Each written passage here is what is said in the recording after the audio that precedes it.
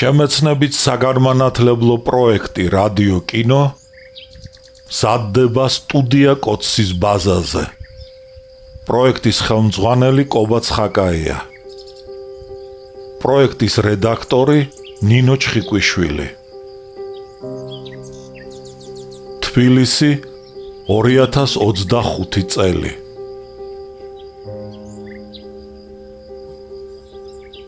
ალექსანდრე ქუთათელი, პირისპირ, რომანი 2 ტომად და 4 წიგნად. პირველი ტომი.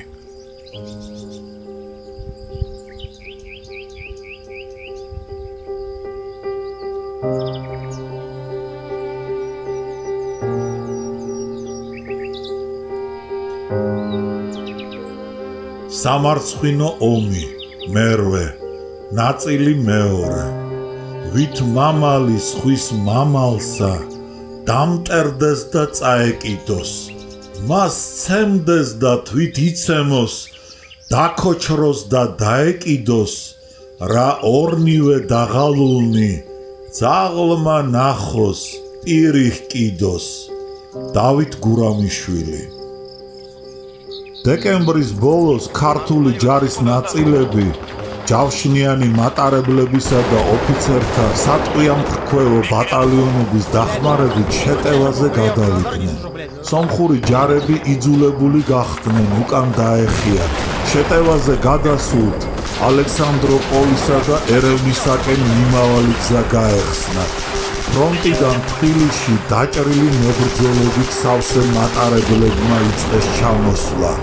კორნელის ძმა ქირურგი ევგენი მხეიძე ღისით და ღამითაც ჰოსპიტალში მუშაობდა. მოკლულთა რიცხვი მატულობდა. სხვათა შორის დათას ნათესავის სტუდენტი ჯვებე მიქელაძე შულავერზე იერიშის დროს იქნა მოკლული. ახოვანი ვაშკაცი ლიანდაგზე გაშოტილი იპოვეს. თვიამ კერჩი მოხვედროდა. ჯვებე მიქელაძის დაკრძალვის დღეს მთავრობის ზოგიერთი წევრიც მივიდა.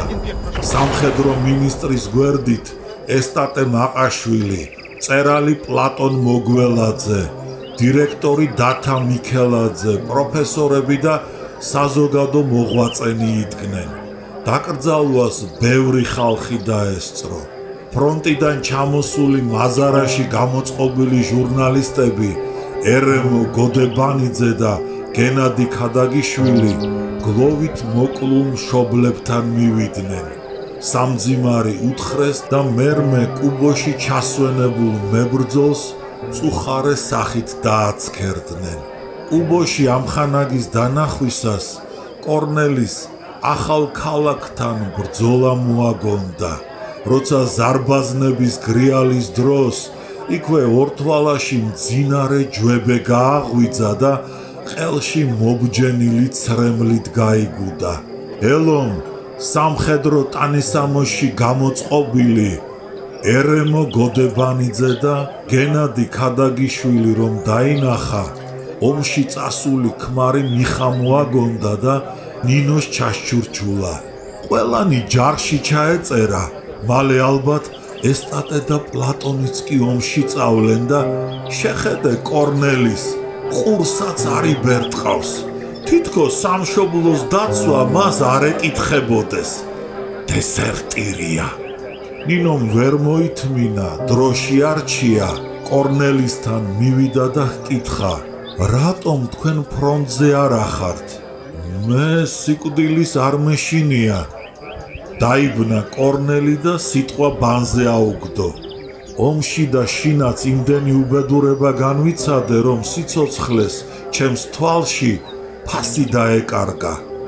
თქვენთან განშორების შემდეგ გულზე ისეთი ნაღველი შემომაწვა, გული ისე დაცარიელდა, რომ ახლა არც სიძულვილი და არც სიყვარული არ შემიძლია. კაეშნით სავსე ეგ სიტყვები ისეთი მღელვარე და მწუხარებით წარმოთქვა კორნელიმ, რომ ნინო შეკრთა. კორნელი შეეცოდა და შენიშნა. ნუ ვამბობ მაგას. აბა რა არის ჩემი ცხოვრება? მიუგო კორნელიმ. რასაც ვეტრფოდი თურმე ტრფიალად არ ღირდა. ვინც თავზე უფრო მეტად მიყვარდა და ვეთაყვანებოდი, ტრად მომეკიდა. რატომ და რისთვის ალაჰმა უწყის? ნინო ნაცნობი ხმით უთხრა კორნელიმ და ისევ უცნაურად ჩახედა თვალებში, თითქოს ნუსხავსო და მერმე ნელა და დაჟინებით ჩასჩურჩულა. რაღა ჩემი ცხოვრება. ახლა ომში თუ წავალ მხოლოდ იმისათვის, რომ ტყვია გავაციო და ჯვებესავით სამუდამოდ მოვისვენო. კორნელი მიზანს მიაღწია. ქალი გათნა. კორნელის მიეტმასნა, ხელი ხელზე მოუჭირა და მიუგო. ჩვენ უნდა შევხვდეთ ერთმანეთს. სად? როდის? მე შეგატყობინებთ. დაგელოდებით. ნინომ თვარეულივით წავიდა მშობლებისაკენ. კორნელი კი ქუჩაში გავიდა და ჯვებეს გამოსვენებას იქ დაელოდა. ბოლოს პროცესიას სასაფლაოსაკენ გაჰყვა. ჯვებე სამარის პირას დაასვენეს. სიტყვას ყელზე კაშნე შემოხვეული გამხდარი შავწვერა და სათვალიანი კაცი ერემო გოდებანიძე ამბობდა. ყორნის ფრთასებრ შავი თმა შუბლზე გადმოსცვენოდა. ბუდეში ღრმად ჩამჯდარი თვალები ნაკვერცხლებივით ანთებოდნენ. ერემოს ჩონჩხის მსგავსი ხელი სასაფლაოსაკენ გაეშვირა და აღგზნებით სავსე სიტყვები მოწოდებით დაასრულა. მამულიშვილნო, ნუ თუ არ გესმით სამასი არაგველისხმა სამარიდან, ყველანი ჯარში, ყველანი ფრონტზე. ერემოს სიტყვა ზოგთა გონებას ათრობდა. აღარ შედიოდნენ იმის გარჩევაში, სომეხ ქართველთა შორის გაჩაღებული ეს დამღუპველი ომი უცხო ძალისა და საქართველოს სომხეთის მმართველი პარტიების მიერ რომ იყო გამოწვეული. იმავე დღეს კავკასიის ინგლისური ჯარების სარდალმა გენერალმა ტომსონმა შემდეგი განცხადება გაუკეთა საქართველოს მთავრობას. მოკავშირე სახელმწიფოები, ისე როგორც რუსეთის მთავრობა უფაში, არ ცნობენ არავითარ დამოუკიდებელ რესპუბლიკებს, რომლებიც რუსეთში წარმოიშვნენ.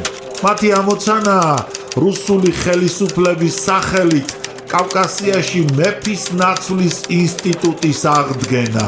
ბოლშევიკებისაგან კავკასიის გაწმენდა. ინგლისის მთავრობა ამ მხარის ოკუპაციას ახდენს. ადგილობრივი ჯარები ინგლისის სარდლობას ემორჩილებიან.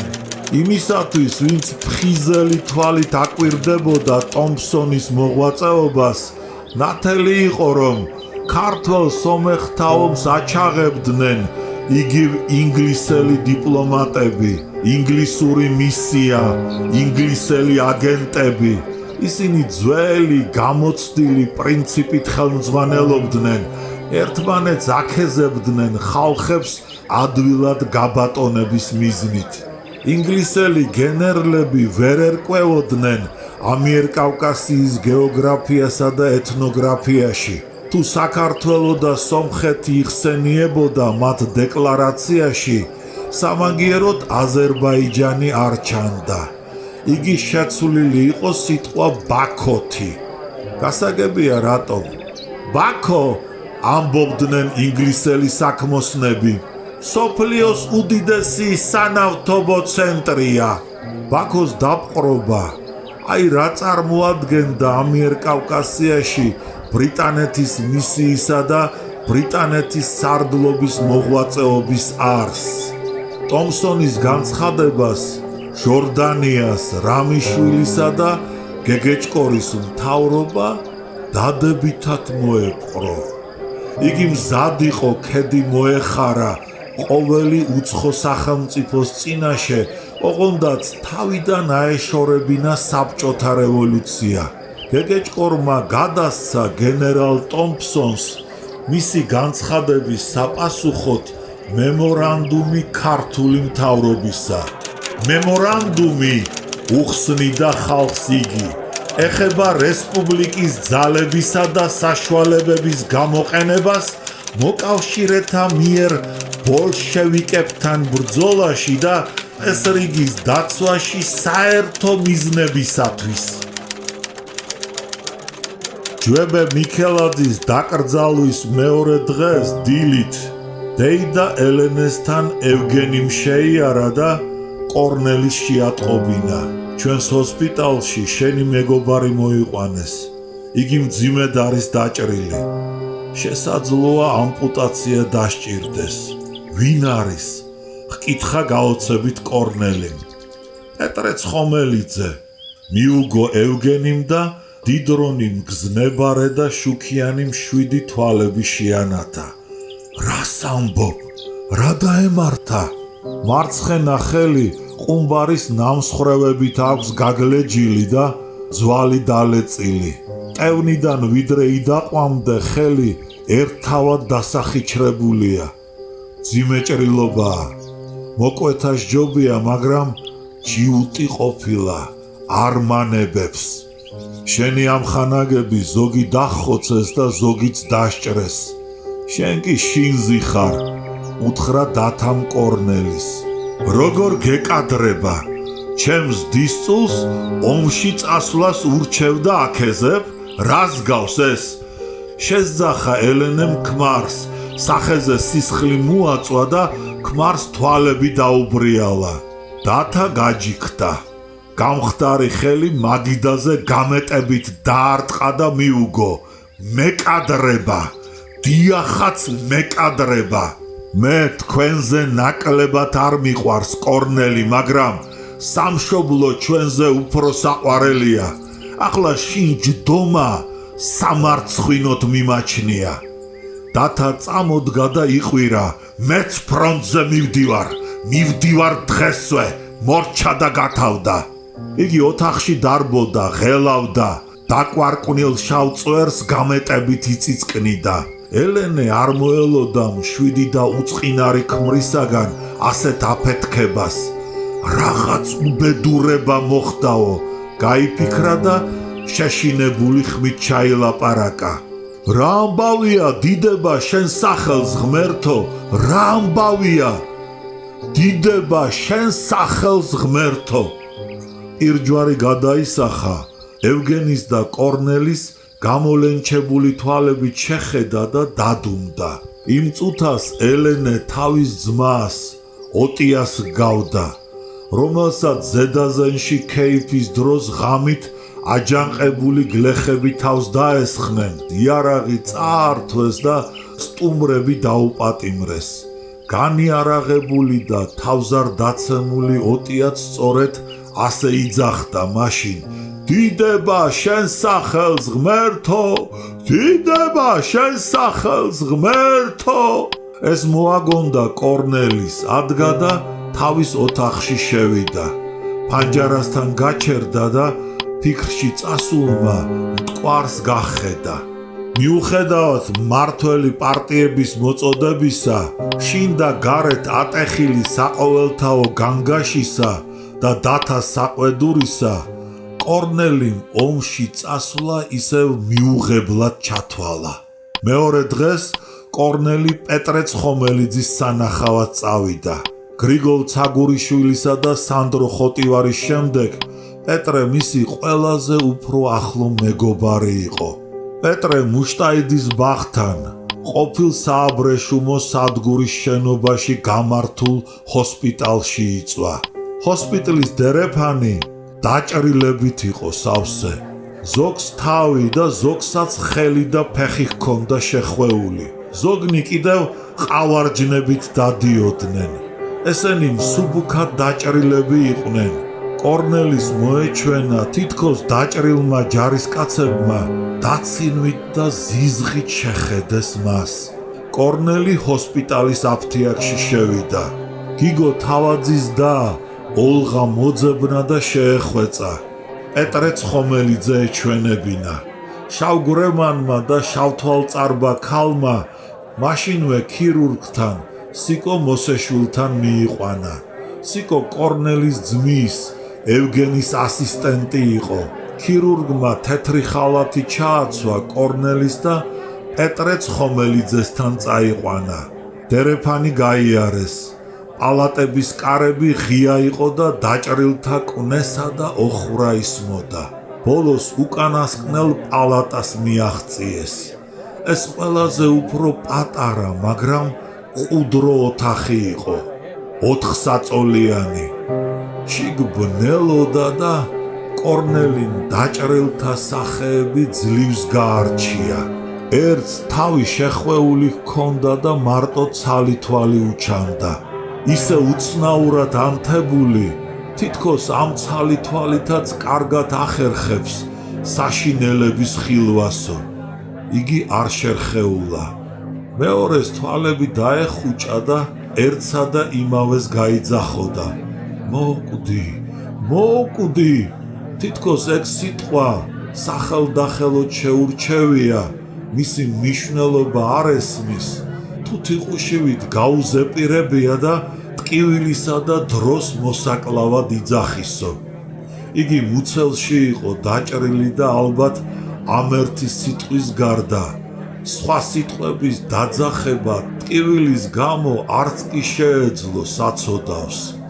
მესამეს გაბინტულ მარჯვენა ფეხქვეშ ბიჯგი ჰქონდა შეყენებული. იგი შედარებით უფრო არხეინად გრძნობდა თავს, რადგან ბიჯგზე შემდგარ ჭერისაკენ აშვერილ და ხელებით დაჭერილ თავსავე დაჭრილ ფეხს დასცინოდა და ქირურგს ეკითხებოდა: როგორ მოგწონთ ჩემი საზენიტო ზარბაზანი? იგი ალბათ ქირურგის ყურადღების მოპყრობას ცდილობდა და იმიტომ ოხუნჯობდა, თორემ ოხუნჯობის თავი არ ჰქონდა. როდესაც ქირურგი მის საწოლს მოშორდა, დაჭრილმა შეშინებული თვალები გააყოლა და ხაფანგში მომწყდეული მელიას მსგავსად დააცეცა. იგი გვარდიელი იყო, ვინმე ამბაკო კუჭავა. მეოთხეს ახოვან ქართველ ჭაბუკს თავი გაპარსული ჰქონდა და გატანჯული სახით დასჩერებოდა ზვინის ოდენა, ტეკეჩებით შეკრულ, გაბინტულ და გვერდით მდებარე ხელს. იგი პეტრე ცხომელიძე იყო. ანთებული თვალები მიაშტერა ქირურგს. ცოტა ხნის შემდეგ ნაძალადევად გაუღიმა კორნელის და უთხრა: გადაეცი შენს ძმას ევგენის, ხელს არ მოგაკვეთინებს თქო. ხელის მოკვეთას არც აპირებს, საიდან მოიგონე, მიუგო კორნელიმ. არ ვიცი, კი დაუჩემებია და შენიშნა ქირურგმა სიკო მოსეშვილმა. ყურთასმენას კიდეც რომ ეღალატნა, განა მე თვალები არა მაქვს. მიუგო პეტრემ და ახლა ისევ კორნელის უთხრა: ხელის მოკვეთას არავის არ დავანებებ. მორჩა და გათავდა. უხელობას სიკვდილი მიჯობს. წუხელ ღამით სისხლმა დენა დამიწყო. დავხედე, ბინტი ყაყაჩოს დამსგავსებოდა. ლოგინის სისხლით გაჟღენთილიყო. სისხლში ერთავად ცურავდი. შენ ძმას ბინიდან დაერეკნა, წინასწარ ეგრძნო ჩემი ასეთი ყოფა. ცოტა დააგვიანებდა და სისხლისაგან დავიცლებოდი. შვაღამეს მოვარდა და საკუთარი ხელით შემიხვია. რა ტანჯვა გავიარე. თქვა პეტრემ, თავი ბალიშზე გადასწია, თვალები დახუჭა და დადუმდა. მერე ერდბაშად გაახილა თვალი, გაბინტულ ხელზე ზიზღით დაიხედა და ქირურგს უთხრა: გონია ყარს. ყარს ესო ხერი, ყარს. არაფერიც არ ახყარს, შენ გეჩვენება. მიუგო ქირურგმა. პეტრეს შუბლზე ხელი გადაუსვა და მოეფერა. დამშვიდდი. ეგ წამლის სუნია. დამშვიდდი მეგობარო. დამამშვიდე ექიმო, დამამშვიდე. სულ ერთია ხელს მაინც არ მოგაკვეთინებთ. არ მოგაკვეთინებთ. დაიჩემა ისევ პეტრემ. სახე წუხილით დაემანჭა და მერმე მარცხენა ხელს ისეთი სასოები დააცქერდა, თითქო ყუმბარის ნამსხვრევებით დაგლეჯილი, დაჩირქებული და აყროლებული ხელი კი არა, არამედ ახალშობილი და ჩვრებში გახვეული ბავშვი გვერდით უწევს და მის სიკვდილს და დაკარგვას ვერ ურიგდებაო. კორნელის გაუკვირდა უშიშარი მებრძოლის ასეთი გულჩვილობა. პეტრემ მოულოდნელად კითხა: ფრონტზე რა ამბავია? კარგი ამბავია, მიუგო კორნელიმ. ჩვენებმა შულავერი და სადახლო აიღეს. მადლობა ღმერთს, დაიძახა პეტრემ. კორნელი შეეშინდა, ვაი თუ საყვედური მითხრას, შინ რას უზიხარო, მაგრამ პეტრემ სულ სხვა რამ უთხრა. გადაეცი შენს ძმას, თუ ცოცხალი დავრჩი, მის პატივისცემას არ დავივიწყებ, სამაგიეროს გადაუხდი. რა პატივისცემა? ეს მისი მოვალეობაა, მიუგო კორნელიმ და რადგან შეატყო ამხანაგს ტკივილი სტანჯავდა და ძალღონე ელეოდა დაემშვიდობა. გული გაიმაგრე, ნუ ხელავ პეტრე, მე კიდევ გნახავ. უთხრა და დასიცხულ დახეთქილ ტუჩებში აკოცა. ჯიუტი მებრძოლის ქერაულუაშები კორნელის ჯაგარივით შეერჭო. უცნაურად აგზნებულ და ანთებულ პეტრეს თაფლისფერ თვალებში ცრემლები ჩამდგარიყო. როგორ არის მისი საქმე? ჰკითხა კორნელიმ დერეფანში ქირურგს. კიდევ 2 დღეს დავიცდით და ვუყურებთ. მერმე კი ამპუტაციას გაუკეთებთ. ჭრილობა ხარსო რომ გითხრა, არ მომეწონა. მიუგო სიკომ. კორნელი გულმოკლული გამოვიდა ჰოსპიტალიდან. რისთვის ვხოცავთ და ვანადგურებთ ერთმანეთს სომხები და ქართველები? რა გვაქვს გასაყოფი? ახლა როდესაც ამიერკავკასიის ჩასაყლაპად უცხო ძალა კარზე არის მომდგარი, ერთმანეთს მტრებად მოვეკიდეთ. აი ჩვენი და სომხეთის მმართველი წრეების ბრძნული პოლიტიკა. ფიქრობდა პლეხანოვის პროსპექტზე სამხედრო სასწავლებლის წინ მიმავალი კორნელი და ყისვე უკნიდან დოლების ბრახუნი და უცხო საკრავთა ხმა შემოესმა. ქორწილი თუ არის და დაფა ზურნას უკრავენო, გაიფიქრა კორნელიმ. შეჩერდა. დოლების ცემა და ბრახუნი ახლოვდებოდა. ტრამვაიში მყოფი მგზავრები წამოცვიდნენ. პროსპექტს გახედეს. პროსპექტზე ჯარი მოდიოდა. წინ უცნაური ორკესტრი მიუძღოდა. ჯარისკაცებს პატარა და ვეება დოლები, ნაღარები და დიპლიპიტოები ჰქონდათ. თავკომბალა ჯოხებს სწრაფად გამეტებით სცემდნენ დოლებს. ჰაერში ატრიალებდნენ. თითქოს ჟონგლიორები უამრავ ბურთებს მაღლა ისვრიანო და ისევ იჭერენო. გაბერილი ტიკჭორები იღლიაში ამოეჩარათ და რაჭველთას ტვირის მსგავსად მორთულ საკრავებს, საზანდარს, დუდუქსა და სალამურს აჭყვიტინებდნენ. ერთფეროვან და უსიამო ჰანგს გამოსცემდნენ. ეს ჭყვიტინი ყურთასმენის წამღები ბრახუნი აქაურობას აყრუებდა და ერთთავად აფორიაქებდა. კორნელის გაუკვირდა, ეს კიდევ ვინოხრები მოსულან ქალაქშიო, მაგრამ ამ უცხო ორკესტრის უკან წყობრად მოაბიჯებდნენ დარჩეული ვაჟკაცები. მხარზე თასმებით თოფები ეკიდათ, თავზე ბერეტები ეხურათ, ტანზე კი ხაკის ფრენჩები ეცვათ და კუნთმაგარ, შიშველ მუხლებამდე დაშვებული მოკლე და ჭრელი კაბები, ფეხებზე ჰამაშები და ბუცები. კორნელი მაშინვე შენიშნა, ამ მუხლმაგარი და ახოვანი ვაჟკაცების ძალღონე. ეს მწითური და გაწვრთნილი ვაჟკაცები შოტლანდიელი ჯარისკაცები იყვნენ. მათი პრიმიტიული და უცნაური ორკესტრი, შიშველი მუხლები და ჩაცმულობა, ქალური კაბა ხალხს სასაცილოდ ეჩვენა. განცვიფრებული ხალხი ჯარს აედევნა. ორნელი ჯარის წინ მედიდური სახით მომავალ ოფიცრებს დააცქერდა და გაიფიქრა, რა არხეინად და თავხედურად მოაბიჯებენ ინგლისელები თბილისის ქუჩებში. თბილისი მათთვის იგივე ბაღდადი, თეირანი და კალკუტაა. ინგლისელები ამიერ კავკასიაშიც თითქოს წესრიგისა და თავისუფლების დასამყარებლად შემოდიან. მე ვიცი, რა მუცლის გვემაც ჭირთ მათ. ისინი მსუნაგი მგლებივით დაჟინებით მოისწრაფიან ბაქოს ნავთობისაკენ. ამას წინათ, როდესაც ინგლისის ჯარები კავკასიას მიუახლოვდნენ, ჩვენს გაზეთში ერთი ინგლისური ეკონომიური ჟურნალიდან ამონაწერი ადგილი წავიკითხე. ნავთის მხრივ ბაქოს ვერავინ შეეცილება.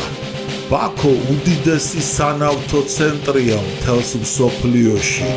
ნავთი თუ დედოფალია, ბაქო უთუოდ მისი ტახტია და ამიტომ იგი ჩვენ უნდა გვეკუთვნოდესო.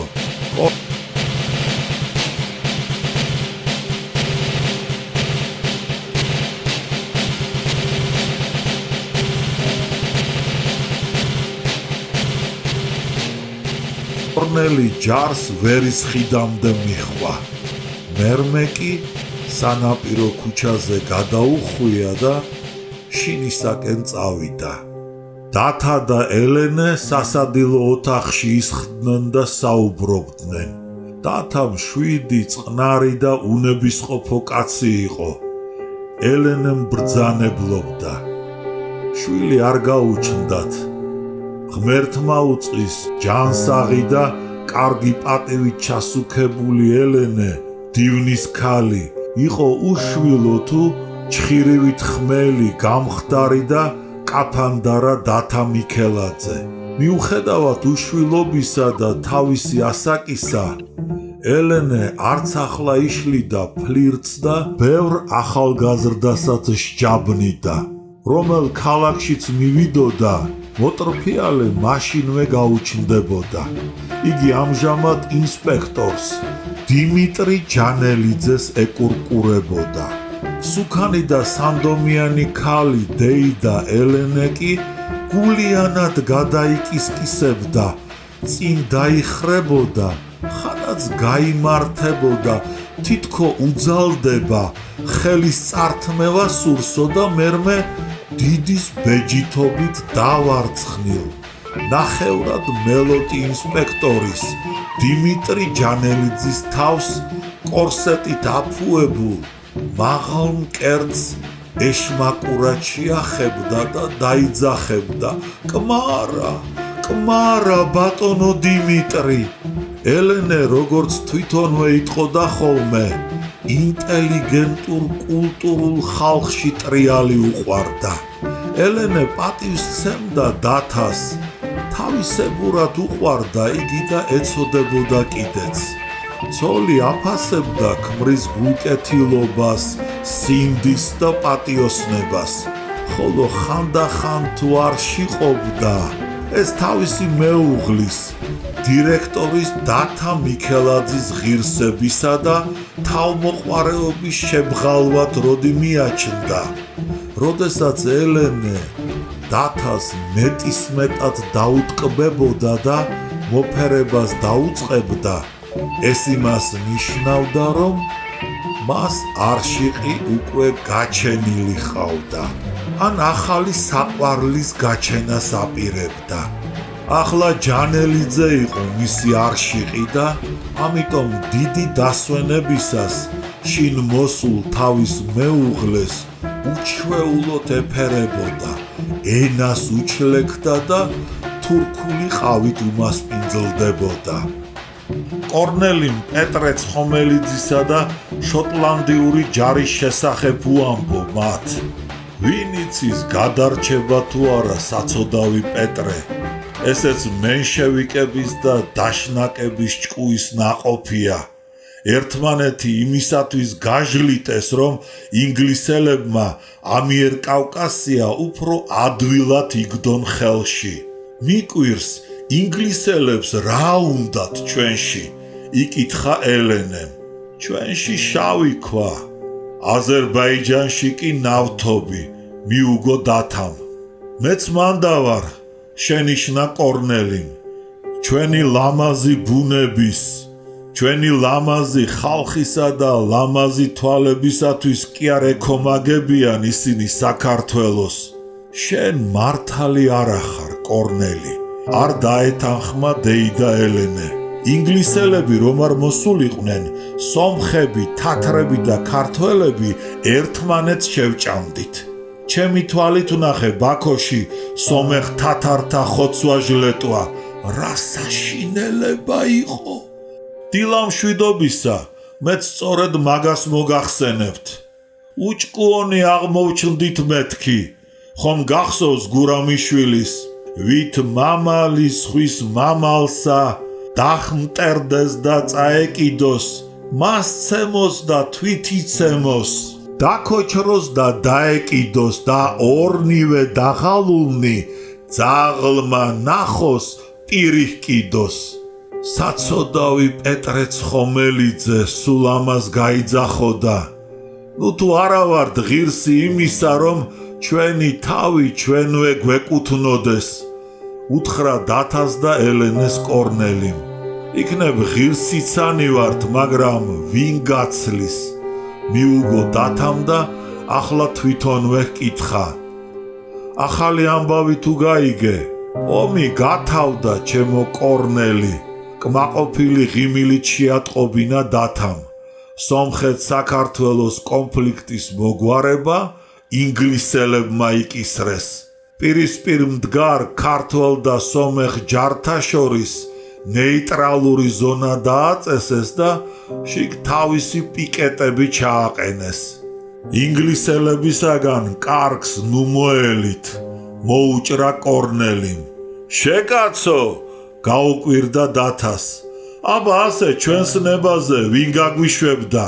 ნუ თუ შენ მართალი გგონია, რომ ჩვენისთანა პატარა ერს შეუძლია იყოს ნეიტრალური და დამოუკიდებელი. ახლა მერყეობის დრო არ არის. ან აღმოსავლეთთან, ან დასავლეთთან უნდა ვიყოთ. ინგლისი დემოკრატიის ქვეყანაა.